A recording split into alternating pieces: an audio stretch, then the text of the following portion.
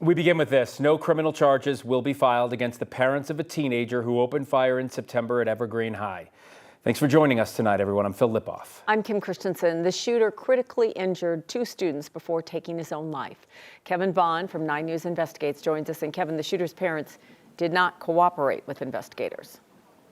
Yeah, that's right, Kim and Phil. Jefferson County Sheriff's investigators tried to talk to the shooter's parents, but they were never able to speak with them.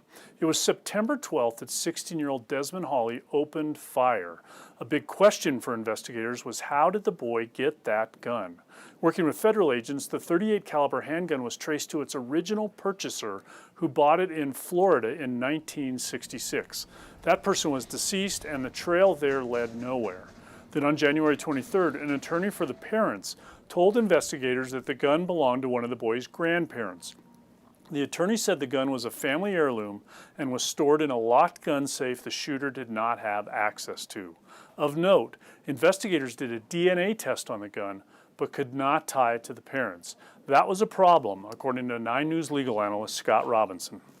There's no doubt that a direct DNA link to either parent would give prosecutors much more evidence to proceed with, because it would show that one or both of the parents had handled the weapon prior to the shooting occurred. The absence of DNA, though, does the opposite. It makes it difficult to prove a direct link to the parents. Ultimately, it may never be known how the shooter got his hands on that weapon.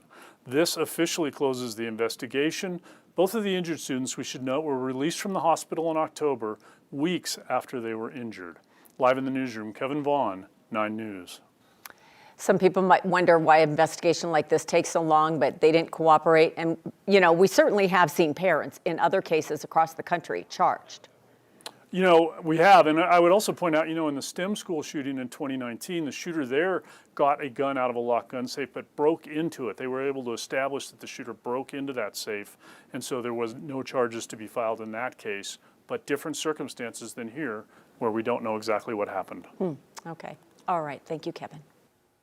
We're going to turn to the weather now. It's warming back up yet again this winter in Colorado. It'll stay dry this week ahead and feel a lot more like spring than winter. That seems to be like a broken record this winter. We just keep saying that. We're going to get a little bit of snow, then we're going to get a warming trend. Yeah, you know, some of us think that maybe we're enjoying spring in winter, and then next month on the vernal equinox, when it's officially spring, that's when we're going to see our winter. And Kim will tell you, Phil, I mean, March and April, we can play catch up in a big fat hurry in those 2 months. So all hope is not lost yet. So you might as well just enjoy, because it is really nice out there. Sunshine, blue skies, light winds, and just now capturing the sun going down behind the foothills. If you have a great picture, send it in. I'll post those tonight on 9 News at 9 and 10. Nice day heading into the mountains. Good day on the hill with comfortable temperatures in the 30s and 40s for skiers. Along the Front Range, temperatures warmed to the low 50s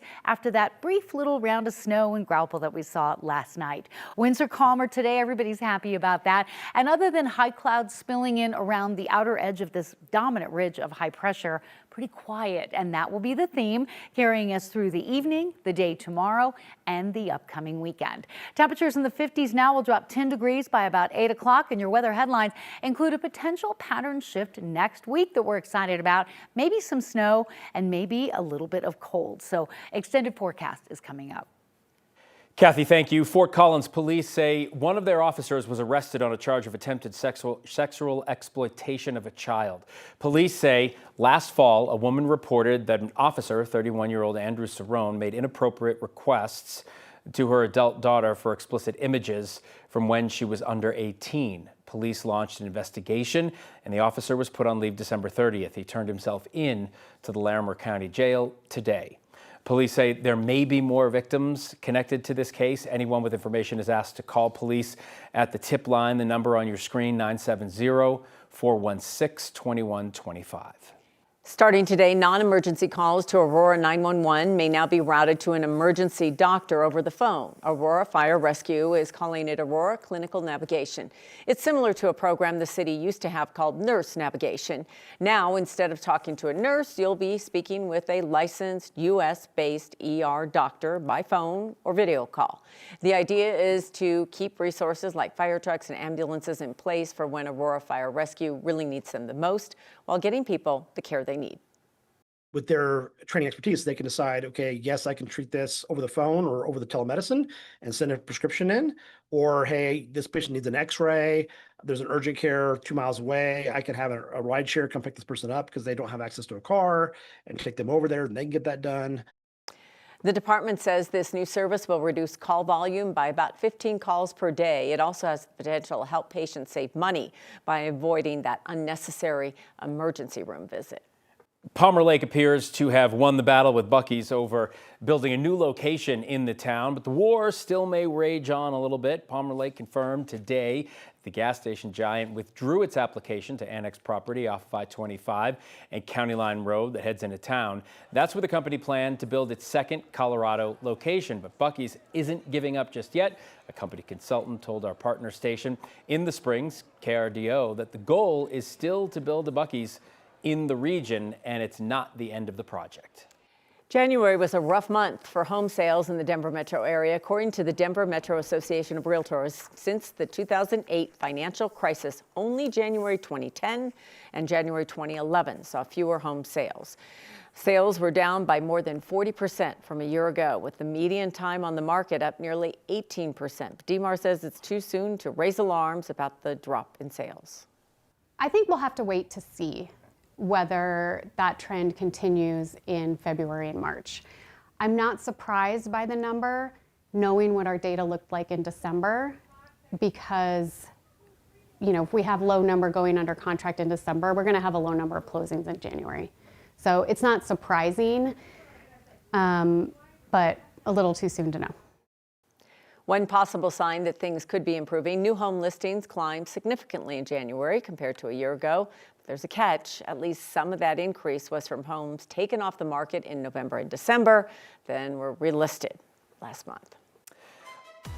Lindsey Vonn will have at least one more day to get that injured knee ready for Olympic competition. The first training run for the women's downhill was scheduled for tomorrow morning, but organizers have canceled it because of the heavy snow that is falling today. Vonn's head coach told the Associated Press today they were hoping that would happen, giving her just a little more time to work on preparing her ruptured ACL for skiing. It's painful just to say those words.